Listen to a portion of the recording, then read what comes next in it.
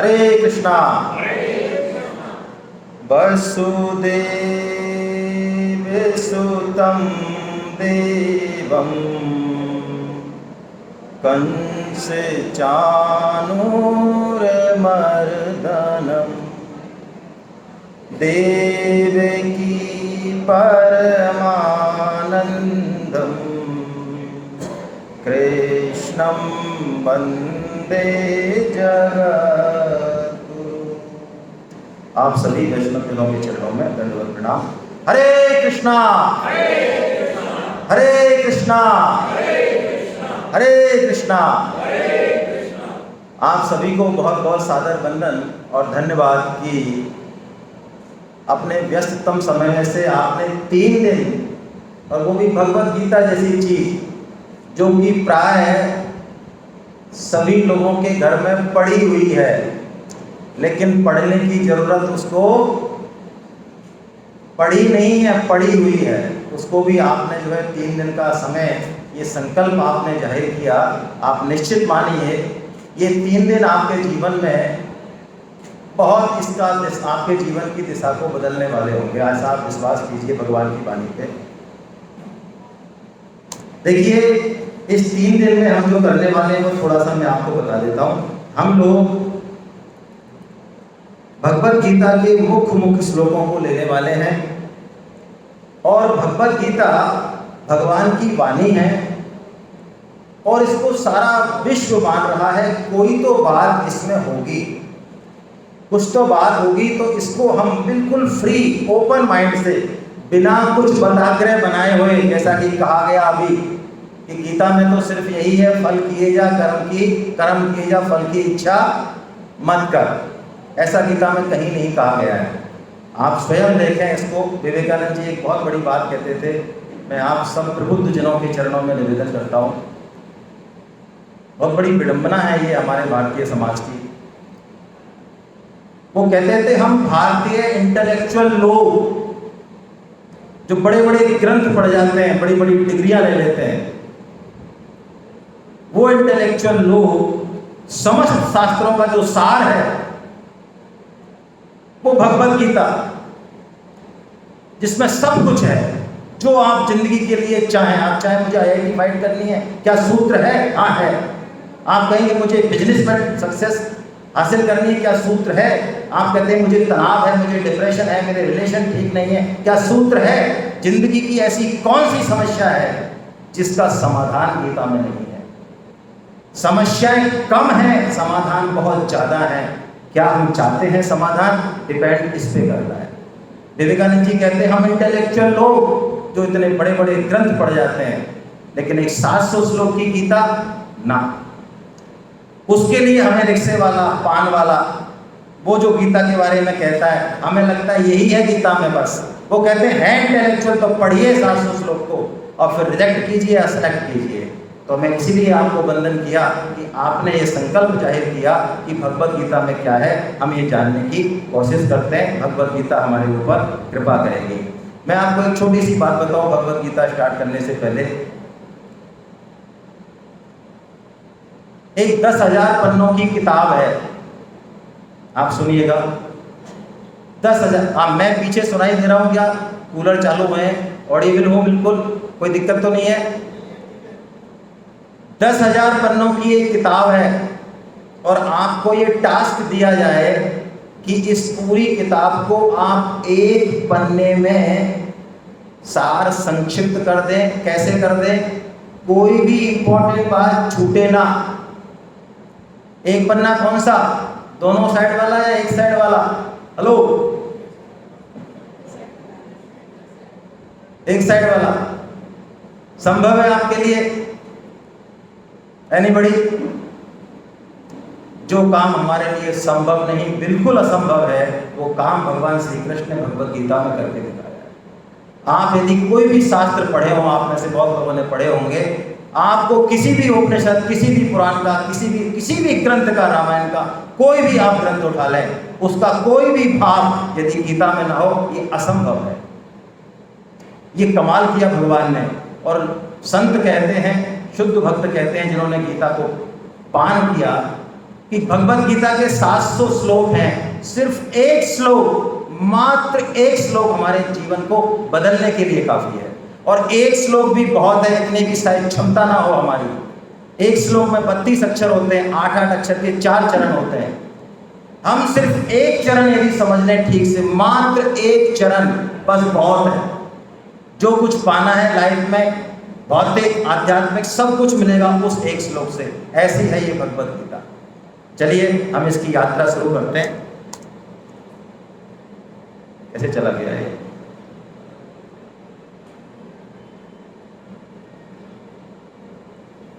अच्छा, पहले हम अपने बारे में थोड़ी बात करें। कोई बात नहीं, इसको जाने दें।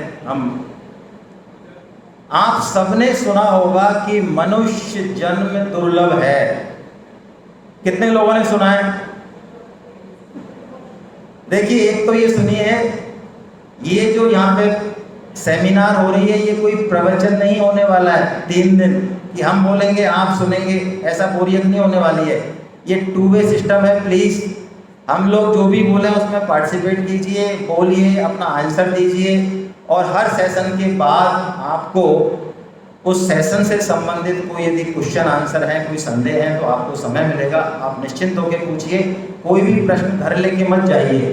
कोई बहुत ज़्यादा यदि ऐसा लग रहा है तो बीच में भी रोक के पूछ सकते हैं, वरना हर सेशन में आपको एंड में ये चीज़ मिलेगी। तो मैं आपसे पूछ रहा हूँ, मनुष्य जीवन दुर्लभ है, ऐसा हमने बहुत सारे लोगों ने सुना हुआ है, लेकिन हमारी जो रहनी और करनी है, जो हमारा अभी माइंड सेट है, उससे ये बात मैच नहीं करती कि मनुष्य जीवन दुर्लभ है। हाँ,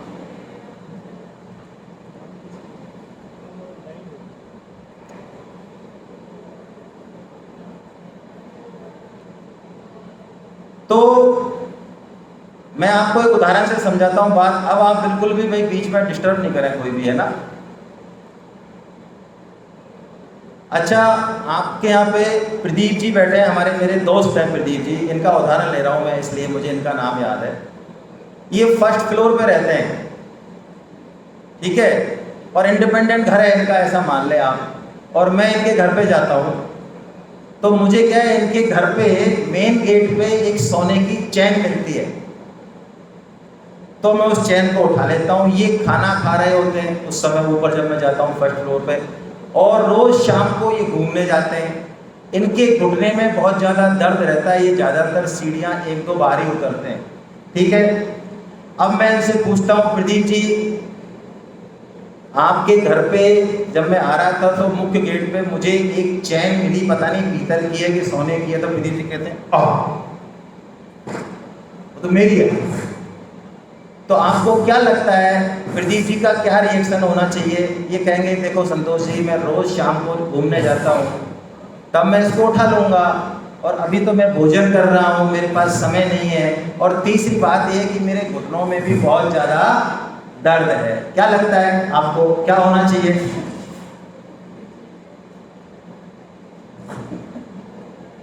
ऐसे ही कहेंगे, ये तीनों बातें कहेंगे ना। अरे आप बोलिए तो सही महाराज। हाँ, आप कह रहे हैं कि ये तो कुछ नहीं, घुटना वुटना कुछ नहीं, खाना कुछ नहीं, ये तो दौड़ के झपट्टा मार के उस चेन को लेके आने ही वाले हैं। यदि मनुष्य जीवन को हम दुर्लभ समझ रहे होते, वास्तव में यहाँ से तो हमें पता है, पढ़ भी बहुत रखा है हमने, तो अभी जो हमारा माइंड सेट है, अभी जो हम कर रहे हैं, हमारी रहनी करनी उस तरह की नहीं होती। हमने मनुष्य जीवन को दुर्लभ सुना तो है, लेकिन शायद हमें पता नहीं है कि हमारे पास ऐसी क्या वीटो पावर है। यदि आपको पता लग जाए कि ये पीतल नहीं सोना है, तो आपको किसी सेमिनार की जरूरत नहीं है अपने जीवन को संभालने के लिए। प्रदीप जी को जरूरत है क्या कि सोने का क्या ट्रीटमेंट किया जाए, उसको कहाँ रखा जाए, मेन गेट पे रखा जाए या कहाँ रखा जाए, ऐसा जरूरत नहीं है ना। तो अब पहले हम ये समझें, बहुत इंपॉर्टेंट है ये बात गीता शुरू करने से पहले, क्या मनुष्य जन्म दुर्लभ है, और है तो क्यों? प्लीज एनीबॉडी,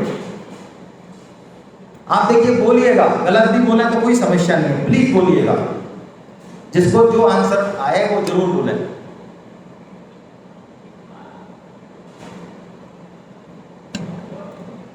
कोटा के आगे तो आजकल टैग लगा हुआ है, हैं?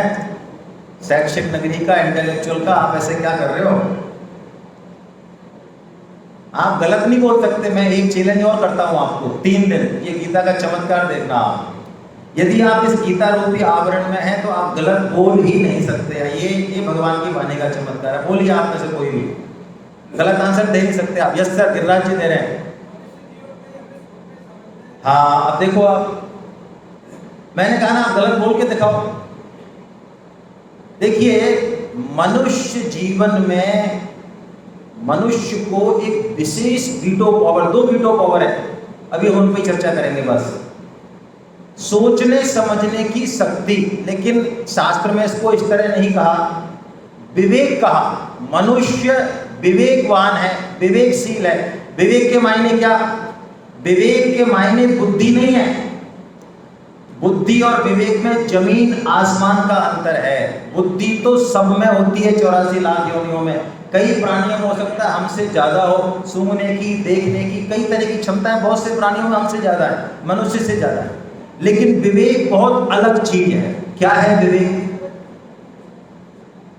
विवेक है अपने बारे में रेट्रोस्पेक्शन। हम हैं कौन, क्यों आए यहाँ, क्या करना चाहिए, क्या है जगत, क्या। कभी न कभी आपके जीवन में आप सुख भोग रहे हो, दुख नहीं आए आपके जीवन में, ठीक है, लेकिन कभी ना कभी दुख आएगा। ऐसी परिस्थिति आएगी कि आप सोचते हैं, झंझोड़ते हैं, है क्या है, सच क्या है, झूठ क्या है, मैं कौन हूँ, कहाँ जाना है मुझे, क्यों आया हूँ। एक अंदर से कोई बात आती है जो स्पेशली हम में है कि ये डायरेक्शन क्या है जीवन की, इसका उद्देश्य है क्या, आखिर कौन है हमें बनाने वाला, इस जगत को बनाने वाला, सत्य क्या है, असत क्या है। इसके बारे में कभी न कभी लाइफ में हमारे बारे में इस तरह का विचार आता है। इसको विवेक कहते हैं, अपने बारे में जानने की इच्छा। और एक और वीटो पावर है मनुष्य के पास, वो बहुत इंपॉर्टेंट है, उसको भी जानना चाहिए हमको। वो कौन बताएगा? हाँ, आप बताएंगी, बताएं। हाँ, बहुत अच्छा बता रही हैं सुनीता जी। कर्म करने की स्वतंत्रता, कर्म स्वातंत्र है हमारे पास। तो आपको क्या लगता है, बाकी जो योनियां उनके पास कर्म करने की स्वतंत्रता नहीं है, वो क्या कर्म नहीं करती हैं? आप में से बताएं कोई। कुत्ते, बिल्ली, गधा, घोड़े, ये क्या कर्म नहीं करते हैं क्या? ये भी कर्म करते हैं। हाँ, अब समझिए आप, देखिए आपको लगेगा कि नहीं वो भी कर्म करते हैं, हम भी कर्म करते हैं, कोई फर्क नहीं है ना, बहुत फर्क है। कुत्ते, बिल्ली, जितनी भी योनियां और हैं, उन सबके जीवन में सब कुछ फिक्स है। आपको ऐसा चाहे लगे चाहे नहीं लगे, सब कुछ फिक्स है उनके जीवन में। बस वो उस योनि में जो सुख दुख है उनको भोग के प्रमोशन ले रहे हैं, आगे जा रहे हैं 84 लाख का चक्कर। लेकिन मनुष्य योनि, इसमें भोग भी है। हमने पिछले जन्म में जो कर्म किए उसके अनुसार हमें भोग भी भोगना है। ये तो एक पार्ट हुआ, लेकिन इसका जो इम्पोर्टेंट पार्ट है वो बहुत अलग है।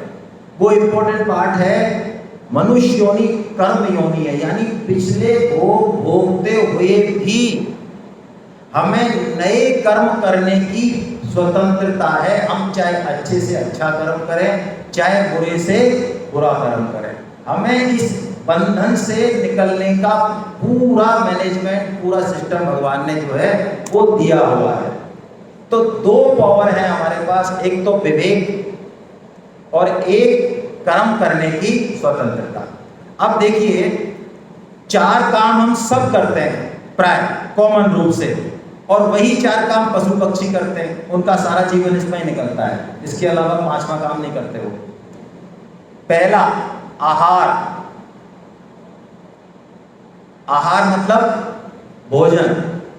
अब देखिए, आप मुझे क्षमा करें, शास्त्र की भाषा बहुत कठोर है और हम कोई यहाँ पे किसी की प्रशंसा करने या किसी का मान मनोबल करने नहीं आए।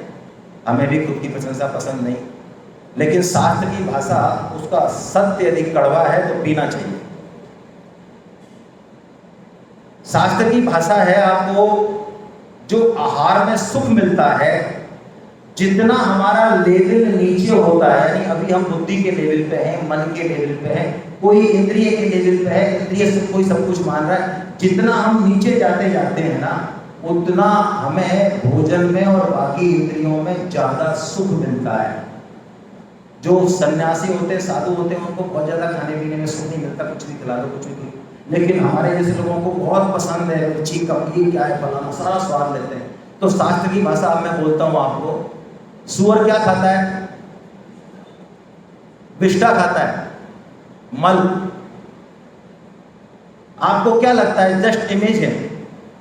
सूअर को विष्ठा खाने में बड़ा आनंद आता होगा या बहुत मुश्किल से खाता होगा, बड़े टेंशन से? जस्ट इमेज है। प्लीज सोचिए, जवाब दीजिए। हाँ सर, आनंद आता है, बहुत बढ़िया, क्योंकि वो भागता है उसके पीछे।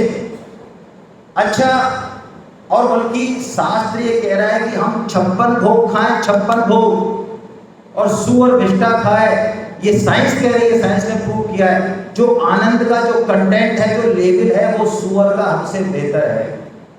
अब मैं एक प्रश्न पूछता हूं, हम सब यहाँ ओम कोठारी इंस्टीट्यूट में गीता सेमिनार में आए हुए सब प्रतिभागी सहभागी, ये सब चलें और उस सूअर को कहें, भाई साहब आप ये क्या करते रहते हो, आप हमारे यहाँ पधारो, बढ़िया पोहे और जलेबी और बढ़िया सिस्टम है, और खाने में भी बहुत बढ़िया वैरायटी मिलने वाली है आपको, है ना, लंच में भी। तो क्या लगता है आपको, उनको बात समझ में आएगी?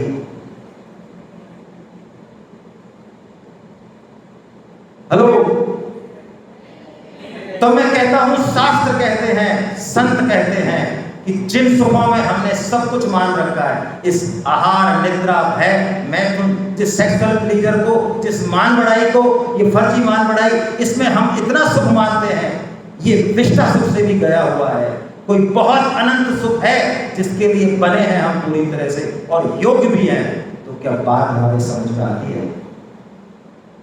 यदि आती है तो हम मनुष्य हैं, विवेकवान है, नहीं तो सिर्फ इस नर की आकृति से कोई मनुष्य नहीं होता। मनुष्य का नाम विवेक से है। उस विवेक का यदि हम आदर करेंगे तो हम मनुष्य हैं, और यदि हमने विवेक का आदर नहीं किया और इसको ले गए भगवान के पास, चाहे दुनिया में बड़े से बड़े काम किए हमने परोपकार के, नाम हो हमारा झंडा ऊंचा रहे पूरी दुनिया में, लेकिन जो काम करना है मनुष्य जीवन में असली, वो नहीं किया और ले गए इस विवेक को कि प्रभु देखो आप जरा चेक करो, हमने बिल्कुल काम में नहीं लिया है। तो हमें अगली योनि कौन सी मिलनी चाहिए, जिसमें विवेक की जरूरत है या जिसमें विवेक की जरूरत नहीं है? कौन सी मिलनी चाहिए? भगवान हमसे पूछेंगे, क्या जवाब मिलेगा?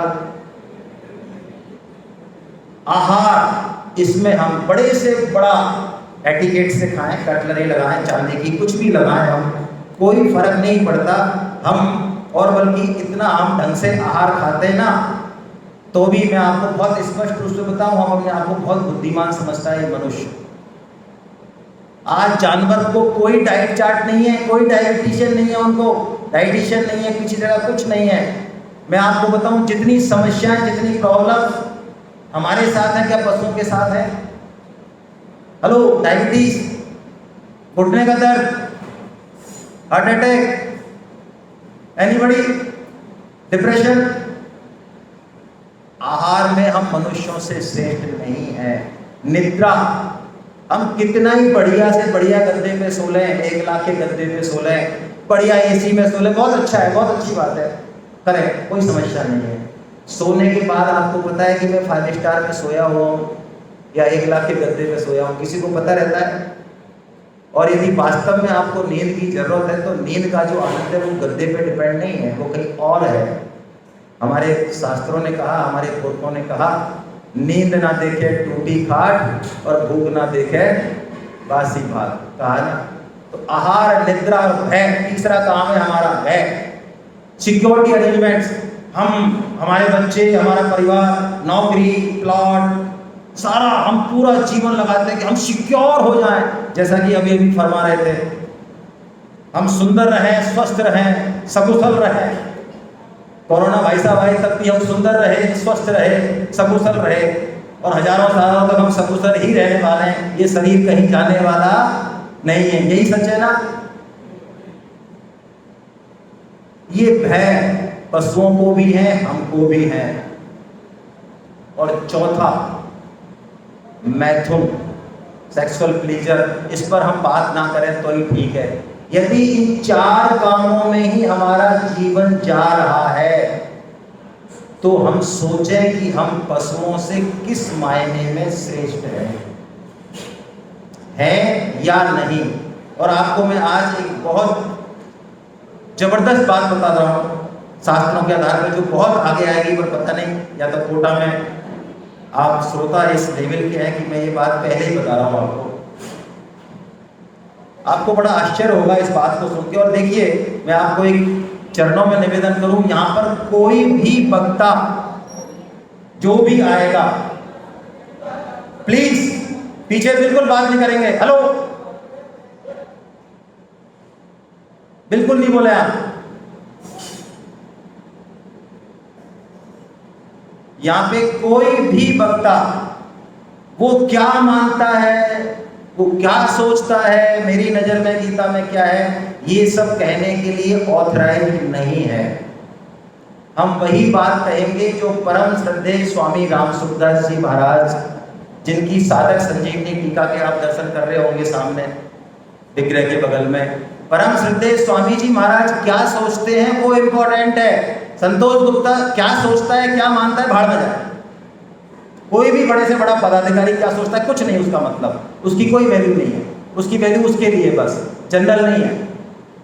ये बातें बहुत अलग हैं। हम अपनी मन बुद्धि से इसमें किसी तरह का कोई अड़ंगा नहीं लगाएं। आगे हम पढ़ेंगे, गीता पढ़ने के 2 तरीके हैं। एक तो हम भगवत गीता को सामने रखें और मन बुद्धि का उस पर चश्मा लगा दें, यानी भगवत गीता की जो बात मन बुद्धि में आए वो मान लें और जो नहीं आए उनको हटा दें। इस तरह से आप जीवन भर गीता पढ़ते रहें, कोई फायदा नहीं होने वाला। दूसरा तरीका है, मन बुद्धि से ऊपर है गीता, तो जब भगवत गीता की कोई बात, भगवान की कोई वाणी टकराए हमारी मन बुद्धि में कि नहीं यार ये तो गलत बोल रहे भगवान, वही बात आपके काम की है। मन बुद्धि को कहिए तू चल गीता के अनुसार, तू चेंज कर अपने आप में। मन बुद्धि के अनुसार गीता में चेंज मत कीजिए। मैं एक उदाहरण देता हूँ।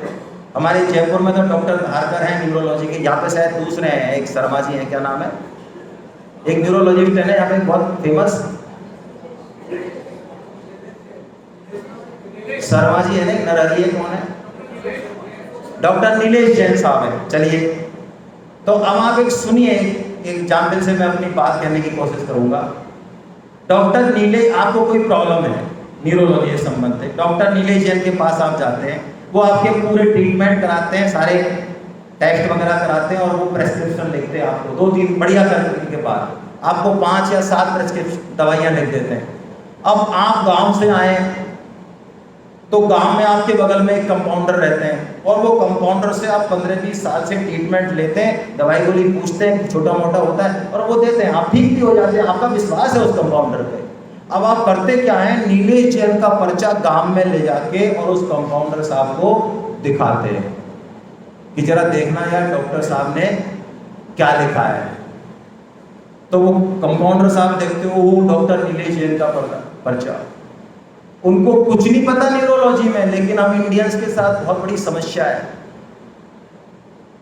हम ये हिम्मत नहीं जुटा पाते कि भाई आप जिस क्षेत्र में मेरे से बुलवाना चाहते हो या सलाह लेने आए हो, इस क्षेत्र में मेरी कोई पकड़ नहीं है, मैं जीरो हूं, आप पटेल साहब के पास चले जाओ, मैं नहीं आता।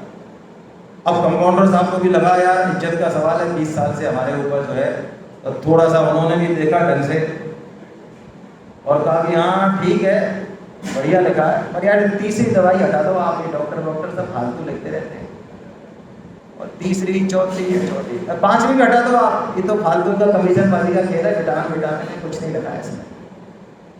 ऐसे करके वो कंपाउंडर कुछ दवाइयां हटा देता है। अब मैं आपसे पूछता हूँ, क्या डॉक्टर नीलेश जैन के अनुभव का आप पूरा फायदा उठा पाएंगे? ये कंपाउंडर रूपी जो मन बुद्धि है, इसको भगवत गीता पे मत लगाइए। हाँ, शंका हो आपके मन में, संदेह हो, बिल्कुल पूछिए, उसमें कहीं कोई समस्या नहीं है कि मेरे मन में ये बात अटक रही है, लेकिन बात तो भगवान की सही है, इस बात को ध्यान में रखिए। पहली बात, कोई भी वक्ता साधक संजीवनी के आधार पर ही हम बोलेंगे, मनमाना नहीं बोलेंगे। और भगवत गीता को हम इस भाव से पढ़ें। क्यों, मैं आपको बताता हूँ। 4 तरह के प्रमाण है। भाई ये तो काम नहीं कर रहा है आपका, लोगों को दिख नहीं रहा है, ये चला जा रहा है बार बार, थोड़ा देखो इसको, कर लिए, चल ही नहीं रहा है ना। देखिए, हम लोग अभी क्या करते हैं, प्रत्यक्ष प्रमाण पर बहुत ज्यादा रिलाई करते हैं। प्रत्यक्ष प्रमाण मतलब जो हमने आंखों से देखा, महसूस किया, लेकिन शास्त्र प्रत्यक्ष प्रमाण को नहीं मानता। मैंने पहले ही कहा, ओपन माइंडेड रहिएगा प्लीज। अच्छा, आप में से सूरज का आकार कोई बताएंगे? रोज सूरज देखते हैं हम, कितना बड़ा होता है भाई? अरे बताओ तो सही, हेलो। हाँ, इतना ही बड़ा होता है ना।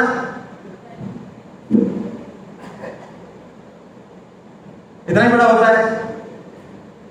प्रत्यक्ष प्रमाण बहुत ज्यादा एब्सर्ड रिजल्ट देता है। शास्त्रों में इसका ये बहुत लंबा चौड़ा लिखा है, हम ये बहुत शॉर्ट में लेने वाले हैं। दूसरा प्रमाण होता है अनुमान प्रमाण। प्रत्यक्ष प्रमाण के आधार पर अनुमान लगाना कि कोई चीज कैसे है। मैं आपको 3 तरह के पानी देता हूं, एक नॉर्मल वाटर, एक ठंडा पानी और एक गर्म पानी।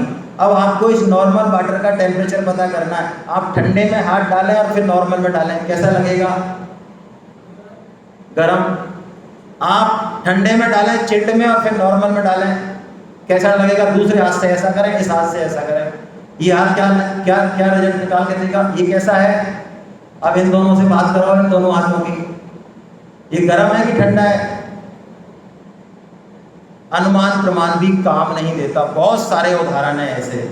आप नारंगी को बर्फी खाने के बाद खाएंगे, आपको खट्टी लगेगी, मीठी नारंगी, और उसी मीठी नारंगी को आप खट्टी लगेगी बर्फी के बाद। उसी नारंगी को आप यदि नींबू के बाद खाएंगे तो आपको जो है मीठी लगेगी। अनुमान प्रमाण काम नहीं देता। तीसरा प्रमाण है वैज्ञानिक प्रमाण, जो इन दोनों पे आधारित है। वैज्ञानिक प्रमाण भी बदलते रहते हैं लगातार। आप जो साइंस के स्टूडेंट हैं उनको पता है बचपन में हम कौन सी थ्योरी पढ़ा करते थे और आज कौन सी थ्योरी है। रोज बदलती हैं थ्योरियाँ। साइंस पे भी हम बहुत ज़्यादा रिलाई नहीं कर सकते। तो अंतिम प्रमाण जिसे शास्त्र मानता है वो है शास्त्र प्रमाण। शास्त्र प्रमाण मतलब जिसमें कही गई बातें देश काल परिस्थिति से प्रभावित नहीं होती, हमेशा से सत्य है। जैसे कि भगवत गीता, इसमें कही गई बातें हजारों लाखों साल पहले भी ठीक थी, आज भी ठीक है। तो हम शास्त्र प्रमाण को जो है मानते हैं। क्या बात है, आ गया? अच्छा,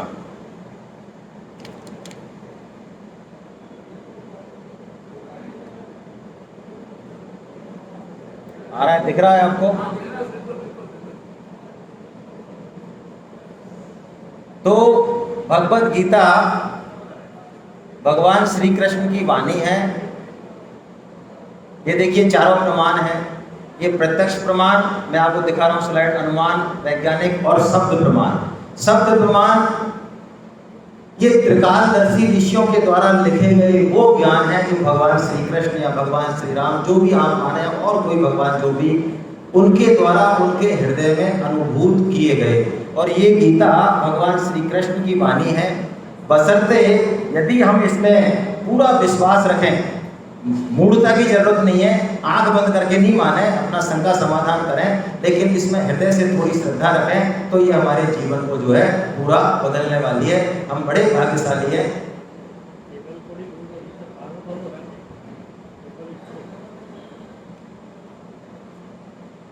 चलिए, हम बड़े भाग्यशाली हैं। देखिए 3 लोगों को हम नमन करते हैं। परम श्रद्धे जयदयाल जी गोयनका साहब, आप में से कितने लोगों ने इनका नाम सुना है? गीता प्रेस के संस्थापक परोपकार हम बहुत करते हैं, बड़े बड़े काम हम बहुत करते हैं, लेकिन आज मैं आपको बहुत विनम्र शब्दों में निवेदन करता हूं, यदि भारतीय संस्कृति कहीं बची हुई है, कहीं थोड़ी बहुत गीता, रामायण, पुराण, उपनिषद इनको खरीद लाते हैं 100-150 रुपए में, बिल्कुल फुल प्रूफ अच्छे, बहुत अच्छे साहित्य उसमें कवरिंग में, तो ये परम श्रद्धेय सेठ जी महाराज जिन्होंने गीता प्रेस की स्थापना की। हमारी पीढ़ियां, हम नहीं तो क्या हमारे पिताजी, पिताजी नहीं तो पिताजी के पिताजी, पीढ़ियों को उन्होंने 2-2, 4-4, 5-5 पैसे में ये धर्म ग्रंथ उपलब्ध कराए हैं, हम ऋणी हैं इनके। दूसरे, आपने हर गीता प्रेस की किताब के नीचे लिखा होगा हनुमान प्रसाद जी पोद्दार, ये भाई जी जिन्होंने बहुत मेहनत की, समस्त शास्त्रों को इस तरह से उतारा। और तीसरे परम श्रद्धेय स्वामी जी महाराज, जिनकी भगवत गीता की जो टीका ये जो सामने रखी है आपके सामने विग्रह, ये इतनी जबरदस्त टीका है, आप किसी भी संप्रदाय के हो कोई समस्या नहीं है। हमारा सनातन धर्म बहुत उदार है, आप किसी भी धर्म के हो, किसी संप्रदाय के हो, लेकिन भगवत गीता की जिस टीका का जो आदर है संप्रदायों में, वो बहुत अद्भुत है। तो आइए अब हम भगवत गीता की ओर उन्मुख होते हैं। आइए देखिए भगवत गीता का, भाई पीछे जो है ना कोई बात नहीं करेंगे, प्लीज आपसे हाथ जोड़ के मेरा निवेदन है ना, बाहर बात करें, आपको जरूरत है तो प्लीज नहीं करें, आप बाहर चले जाएं। गीता का पहले